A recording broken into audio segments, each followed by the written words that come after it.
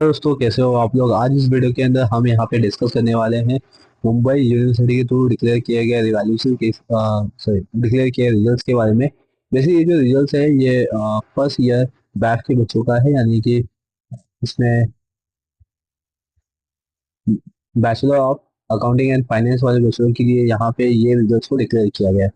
ये आइडल वाले बच्चों के लिए है, ठीक है। मतलब जो अपना डिस्टेंस एजुकेशन कंप्लीट कर रहे हैं मुंबई यूनिवर्सिटी के साथ, तो उनके रिजल्ट्स यहाँ पे मुंबई यूनिवर्सिटी ने अपने ऑफिशियल वेब पेज पे डिक्लेयर कर दिया। इसमें सैम वन और सैम टू के रिजल्ट्स को यहाँ पे मुंबई यूनिवर्सिटी ने डिक्लेयर किया हुआ है। आप यहाँ पे देख सकते हो ये सैम वन का रिजल्ट है, और यहाँ पे आप देख सकते हो ये सैम टू का रिजल्ट मुंबई यूनिवर्सिटी ने अपने ऑफिशियल वेब पेज पे डिक्लेयर कर दिया। आप ये रिजल्ट डाउनलोड कर सकते हो। डाउनलोड करने के लिए लिंक मैंने डिस्क्रिप्शन बॉक्स में दे दिया हूँ, वहां से भी आप डाउनलोड कर सकते हो, या मुंबई यूनिवर्सिटी के ऑफिशियल पेज पे भी जाके वहां से भी आप डाउनलोड कर सकते हो। दोनों का लिंक मैं डिस्क्रिप्शन बॉक्स में दे दिया हुआ है।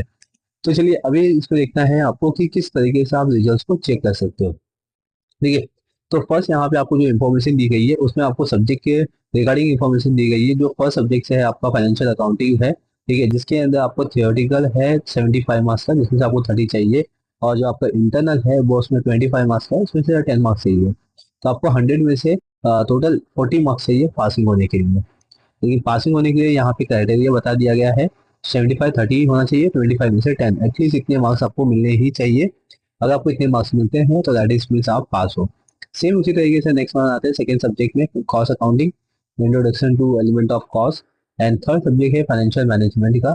फोर्थ है बिजनेस कम्युनिकेशन। फिफ्थ यहाँ पे एफसी है। एंड सिक्स आपका business commerce. And seven one is business economic one. ठीक है। तो सबका क्राइटेरिया सेम है। यहाँ पे आपको 75 में से 30 मार्क्स चाहिए पासिंग होने के लिए, और 10 मार्क्स चाहिए आपके इंटरनल के लिए। चलिए अभी नेक्स्ट वन आते हैं हम लोग। नेक्स्ट देखते हैं जो आपका नेक्स्ट पार्ट है इसके नीचे आप यहाँ पे देख सकते हो कि सीट नंबर दिया गया है। देखिए आपको पहले जो रहेगा वो आपका सीट नंबर रहेगा, तो आप कंट्रोल एफ करके अपने सीट नंबर फाइंड आउट कर सकते हो। ठीक है। या तो आप अपने नाम से भी फाइंड आउट कर सकते हो। नाम से फाइंड आउट करने जाओगे तो बहुत ज़्यादा टाइम लग जाएगा, क्योंकि आपके नाम के जैसे बहुत सारे नाम होंगे। तो आप सीट नंबर से फाइंड आउट कीजिए तो बहुत इजीली आप फाइंड आउट कर सकते हो। देन इसके बाद आएगा नेम ऑफ कैंडिडेट। ठीक है। यानी कि आपका नाम होगा, उसके नीचे आपका पीएनआर होगा, उसके नीचे सेंटर कॉलेज होगा, यानी कि जहाँ पे आपका सेंटर लगा था। देन अब आपको इस आपके सब्जेक्ट के मार्क्स देखते हैं। तो फर्स्ट जो होगा पेपर वन का मार्क्स होगा, फिर paper two, paper three, paper four, ठीक है, और फिर paper five, paper paper six नीचे दिया गया आपको, paper six and paper seven. ठीक है। ऐसे टोटल आपको 7 सब्जेक्ट्स के मार्क्स दिए गए। एंड फिर पेपर फाइव के जस्ट बाजू में ही आपको टोटल मार्क्स दिया रहेगा। ठीक है। आप यहाँ पे देख सकते हो आपका जो टोटल मार्क्स है वो गिवन होगा यहाँ पे। देन इसके बाद आप देख सकते हो सब्जेक्ट वन में जो आपको मार्क्स मिले गए हैं, देखिए उसमें आपका इंटरनल और एक्सटर्नल दोनों रहेगा। तो फर्स्ट एक्सटर्नल मार्क्स रहेंगे 75 में से, और नेक्स्ट जो रहेगा वो आपका इंटरनल का रहेगा। एंड देन उसके बाद टोटल आपका 100 मार्क्स का यहाँ पे रहेगा टोटल मार्क्स, यानी कि 75 + 25 क्या दिया होगा आपको टोटल मिल गया होगा। नेक्स्ट अब नीचे आते हैं हम लोग, इसको थोड़ा सा और डीप में समझते हैं।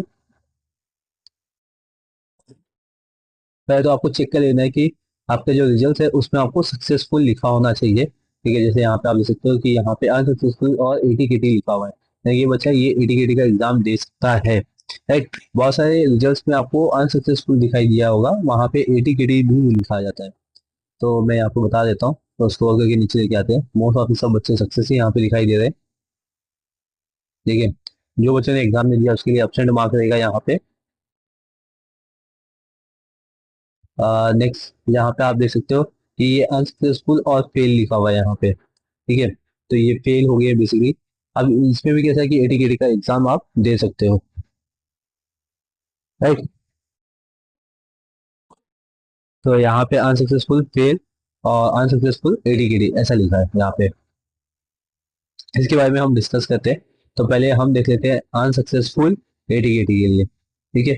या सक्सेसफुल के लिए भी बता देता हूँ। अपने पास तीन कंडीशन निकल के आ गए, सक्सेसफुल, अनसक्सेसफुल, केडी और अनसक्सेसफुल फेल। राइट। तो इसमें आप लेके आता हूँ मैं यहाँ पे, जहाँ पे आपको अनसक्सेसफुल और एटी के मार्क्स लिखे हुए हैं।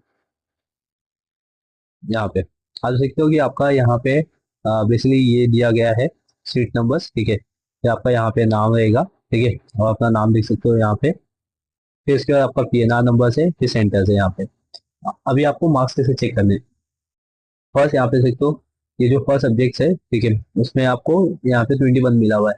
तो यहाँ पे कितने चाहिए आपको, 30 मार्क्स चाहिए। अगर आपका 30 मार्क्स है दैट इज में आप पास हो, फिर क्या 15 है, मतलब आपका ये पास हो, आप इंटरनल में पास हो बट एक्सटर्नल में फेल हो, तो आपका टोटल मार्क्स कितना होता है 36, लेकिन आपको चाहिए कितना 40। तो आप ये भी कंडीशन मतलब सेटिस्फाई नहीं कर पाए, तो दैट इज में आप फेल हो गए यहाँ पे, ठीक है। तो यहाँ पे आप देख सकते हो सेकंड सब्जेक्ट में 47 है और फर्स्ट सब्जेक्ट में 11 है, मतलब सॉरी इंटरनल में 11 है, तो टोटल 58 होता है। तो बच्चा ये पास है ये सब्जेक्ट्स के अंदर। फिर 45 है, फिर 14 है, ठीक है, और इसमें बी प्लस लिखा हुआ है यहाँ पे। बी प्लस का मतलब होता है यहाँ पे ये ग्रेड होता है बेसिकली बी प्लस, ठीक है, मतलब आपका कितना परसेंटेज रहेगा उसके अकॉर्डिंग यहाँ पे डी लिखा हुआ है, यहाँ पे ए लिखा हुआ है, ठीक है। इस बेसिस पे मैं आपको अब इसका मीनिंग समझा देता हूँ। तो 45 यहाँ पे बी प्लस लिखा हुआ है और उस पर 59 लिखा होता है, बच्चा पास है यहाँ पे, ठीक है। यहाँ पे 30 है और यहाँ पे 23 है, तो भी बच्चा पास है, क्योंकि 30 आपको चाहिए एटलीस्ट पास होने के लिए। यहाँ पे भी 30 है, यहाँ पे 19 है, तो भी बच्चा पास है, ठीक है। तो एटलीस्ट आपको कितने मार्क्स चाहिए होते हैं, 30 मार्क्स चाहिए होते हैं एक्सटर्नल में और 10 मार्क्स चाहिए होते हैं इंटरनल में। और टोटल मार्क्स कितना है इसका 344, ठीक है, आउट ऑफ 700 में से। और नीचे भी आप देख सकते हो पेपर 6 दिया गया है और पेपर 7 दिया गया है। अभी इसमें 32 मार्क्स है एक्सटर्नल में और इंटरनल में 22 है, सही। एक्सएल में 32 है, इंटरनल में 22 है, तो टोटल 58 हो गया यहाँ पे। अभी यहाँ पे लास्ट जो सब्जेक्ट है इकोनॉमिक, उसमें 17 मिला हुआ है, तो ये बच्चा फेल हो गया यहाँ पे, ठीक है। ये सब्जेक्ट में मतलब दो सब्जेक्ट में इनको एटीकेटी का एग्जाम देना पड़ेगा, यहाँ पे एटीकेटी भी लिखा हुआ है, राइट। और जो बच्चे पास हो गए हैं तो उनके लिए तो ईजी रहेगा, ठीक है। यहाँ पे सीट नंबर देख लेना है आपको, आपका नाम देख लेना है, यहाँ पे पीएनआर नंबर देख लेना, ठीक है, और सेंटर देख लेना है। अब ये बच्चा सक्सेसफुल है, यहाँ पे देख सकते हो सक्सेसफुल है, तो इसमें 40 है फिर 18 लिखा हुआ है, ठीक है। 61 है, 12 है, ठीक है, 67 फिर अगेन यहाँ पे 21, 37 है यहाँ पे, ठीक है, मतलब 30 आपका रहेगा तो भी आप पास होगे। बस ऐसे आपको मार्क्स अपने चेक कर लेने हर सब्जेक्ट के, इंटरनल और एक्सटर्नल, और यहाँ पे टोटल मार्क्स दिए गए आपको, राइट। इस तरीके से आपको टोटल मार्क्स दिए गए और टोटल यहाँ पे से तो आपको कितने मार्क्स मिले, 477, ठीक है। आप उस बेसिस में परसेंटेज भी निकाल सकते हो। अभी परसेंटेज के लिए यहाँ पे क्राइटेरिया क्या दिया है वो समझा देता हूँ। जैसे कि यहाँ पे फॉर एग्जांपल देख सकते हो 8.33 दिया हुआ है यहाँ पे, 8.3। अभी ये किस कैटेगरी में आएंगे, तो नीचे आप देख सकते हो अगर आपके नाम के आगे स्लैश किया गया है मतलब आप फीमेल हो, ठीक है। तो अगर आपके नाम के आगे कुछ नहीं है तो आप मेल में आओगे, ठीक है। अगर आपके रिजल्ट में सिर्फ आर आर लिख दिया गया है तो मतलब आपके जो रिजल्ट है उसको रिजर्व कैटेगरी में रख दिया गया है, मतलब आपको वो रिजल्ट हार्ड कॉपी नहीं मिलेगा और उसको सॉल्व करना पड़ेगा, तो जाके आपको ये आर आर वाला केस अगर आप सॉल्व करोगे तो ही आपको हार्ड कॉपी में रिजल्ट दिया जाएगा, अदरवाइज आपको नहीं दिया जाएगा। नेक्स्ट वन, अगर आपके रिजल्ट के सामने लिख दिया जाता है RLE, तो उसको भी सॉल्व करना होगा। इसका मतलब होता है reserve due to the lower examination, ठीक है। लेकिन आपका ये फर्स्ट टाइम है तो आपको आर आर और RLE जैसे कोई भी कंडीशंस नहीं दिखाई देंगे आपके रिजल्ट्स में, ठीक है। तो ये तीन कंडीशन आपको देख लेने हैं बेसिकली। नेक्स्ट में आते हैं मार्क्स पे, आते हैं यहाँ पे मार्क्स और ग्रेड, ठीक है। अगर आपको 10 यहाँ पे ग्रेड मिला है इसका मतलब यह है कि आप 80 से लेके 100 के बीच में बिलोंग्स करते हो, इतना आपका परसेंटेज है, इतना मार्क्स होगा आपका। 70 से लेके 79.99 में हो तो मतलब 9 होगा आपका, 60 से लेके 69.99 तक, मतलब 8 में होगा आपका, मतलब आपका 8 ग्रेड होगा, तो मतलब 69 से लेके 69.99 तक परसेंटेज होगा आपका। 55 से लेके 59.99 परसेंटेज है, मतलब आप 7 में आओगे, जिसमें आप ग्रेड भी दे सकते हो, ठीक है। ओ ग्रेड है स्टार्टिंग में, फिर ए प्लस है, फिर ए, ठीक है, और बी प्लस है, मतलब 55 से लेके 59.99 तक है, तो बी प्लस कैटेगरी में या ग्रेड में आप आते हो। 50 से लेके 54.99 तक अगर आप बिलोंग करते हो तो आप में आपके रिजल्ट में बी ग्रेड लिखा होगा, जिसका ग्रेड मार्क्स होगा यहाँ पे या ग्रेड पॉइंट होगा 6, ठीक है। 45 से लेके 49.99 तक है तो दैट इज में सी ग्रेड लिखा होगा इसमें, और सी इसमें जो ग्रेड पॉइंट है वो 5 का होगा। 40 से लेके 44.99 तक है, मतलब आपने डी ग्रेड लिखा होगा और उसके बाद 4 को ग्रेड पॉइंट दिया गया है, ठीक है। अगर इससे कम है, 40 से कम है, तो दैट इसमें आप फेल की कैटेगरी में आओगे और आपके ग्रेड में ग्रेड पॉइंट में 0 लिखा होगा, राइट। तो ये बेसिकली इतना इन्फॉर्मेशन से आपके लिए इंपॉर्टेंट है, आपके अपने रिजल्ट्स को सही तरीके से एनालिसिस करने के लिए। अब जो बच्चे 80 मतलब अनसक्सेसफुल है और उसके आगे फेल लिखा हुआ है, तो ऐसे बच्चों को क्या करना चाहिए, ठीक है। यहाँ पे मैं बता देता हूँ, यहाँ पे कंडीशन देख लेते हैं। देख सकते हो ये अनसक्सेसफुल और फेल है। एडीकेटी का जो बच्चा है उसको क्या करना होगा, एडीकेटी का फॉर्म फिलअप करना होगा। एडीकेटी का जो फॉर्म है वो मुंबई यूनिवर्सिटी अपने ऑफिशियल वेब पेज पे जल्द ही इसका नोटिस पब्लिश करेगी, तो जब नोटिस आएगा तो इसके बारे में हम डिस्कस करेंगे और फॉर्म को किस तरीके से फिल करना है इसके बारे में भी मैं आपके साथ डिस्कस करूंगा। आपको सिंपल से क्या कहता है, चैनल को सब्सक्राइब कर लेना है, बेल आइकन प्रेस कर लेना है, ताकि आपको इसी तरीके से अपडेट मिलते रहे। यहाँ पे अब आते हैं हम अनसक्सेसफुल और फेल की कैटेगरीज के अंदर। यहाँ पे तो ये बच्चा यहाँ पे अब्सेंट है फर्स्ट सब्जेक्ट में, सेकंड सब्जेक्ट में, थर्ड सब्जेक्ट में, फोर्थ सब्जेक्ट में, फिफ्थ सब्जेक्ट में, राइट, एंड सिक्स, यानी कि ओवरऑल सब्जेक्ट्स में ये बच्चा फेल हो चुका है, मतलब अब्सेंट है। बट उसको इंटरनल के मार्क्स मिले गए हैं, ठीक है। और इंटरनल में भी देख सकते हो कि ये बच्चा यहाँ पे एक सब्जेक्ट में 4 मार्क्स कवर किया, जो कि 10 मार्क्स चाहिए थे। तो ये बच्चा कंप्लीट कंप्लीट ये बच्चा यहाँ पे फेल हो चुका है, ठीक है।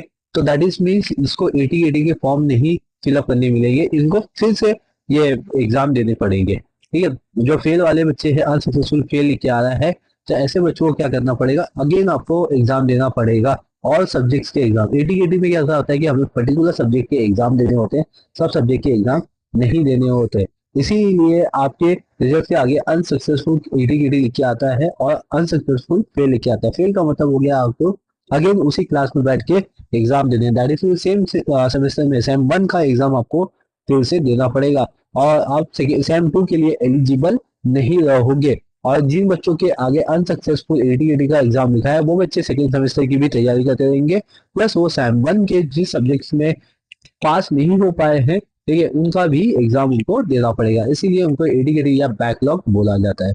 चलिए, तो बेसिकली ये सैम 1 का रिजल्ट था, कैसे चेक करना था ये मैंने आपको समझा दिया है। अब आते हैं हम सैम 2 के रिजल्ट्स के बारे में। तो सैम 2 का भी रिजल्ट इसी तरीके से दिया गया है। आपको चेक कैसे करना है, पहले आपका सीट नंबर, फिर आपका नाम, PNR, college, and then total 7 subjects, ठीक है। और आपका रिजल्ट यहाँ पे लिखा रहेगा, ठीक है, मतलब आपको टोटल कितने मार्क्स मिले गए।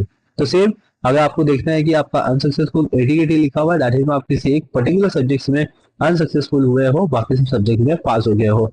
बट जब आपके रिजल्ट से आगे अनसक्सेसफुल और फेल लिख के आता है, दैट इज में आप नंबर ऑफ सब्जेक्ट्स में फेल हो और आपको फिर से एग्जाम देने की नीड है इसमें। जैसे यहाँ पे सकते हो कि यहाँ पे 1, 2 और फिर यहाँ पे 3, 3 सब्जेक्ट्स में यहाँ पे बच्चे को अनसक्सेसफुल हो चुके हैं, ठीक है। तो दैट इज में वो बच्चा फेल हो चुका है, तो मतलब आपको 3 से कम सब्जेक्ट में मार्क्स मतलब फेल होने चाहिए। अगर आप ज्यादा सब्जेक्ट में फेल हो तो दैट इज में आपको फिर अगेन एग्जाम देना पड़ेगा, ठीक है, ऑल सब्जेक्ट से अगेन एग्जाम देने पड़ेंगे। तो यहाँ पे अनसक्सेसफुल कैटेगरी देख सकते हो, यहाँ पे बच्चा एक सब्जेक्ट में यहाँ पे अनसक्सेसफुल है, यहाँ पे दूसरे सब्जेक्ट में अब्सेंट है, बस 2 ही सब्जेक्ट से, इसलिए 80-80 लिख के आया। अगर यहाँ पे 3 सब्जेक्ट होता तो उसको फेल दिखाई दिया होता वहां पे, ठीक है। तो इस तरीके से आपको कंडीशन यहाँ पे दिखाई देगा। तो आप इसको फटाफट क्लियर कर लीजिए, ठीक है। और जो 80-80 के फॉर्म्स है वो बहुत ही जल्दी यहाँ पे डिक्लेयर होने वाले हैं, क्योंकि ये रिजल्ट्स आ चुका है आज के टाइम में। तो मतलब 7 डेज के अंदर आपको नोटिस आ जाएगा आपके 80-80 फॉर्म के लिए, तो आप 80-80 का भी फॉर्म यहाँ पे फिल कर सकते हो। चलिए, इस वीडियो में बस मुझे इतने ही आपको अपडेट करना है। ये जो रिजल्ट है आप इसको डाउनलोड कर सकते हो, इसका लिंक मैं डिस्क्रिप्शन बॉक्स में दे दूंगा। बने ये चैनल पे। Thank you for watching.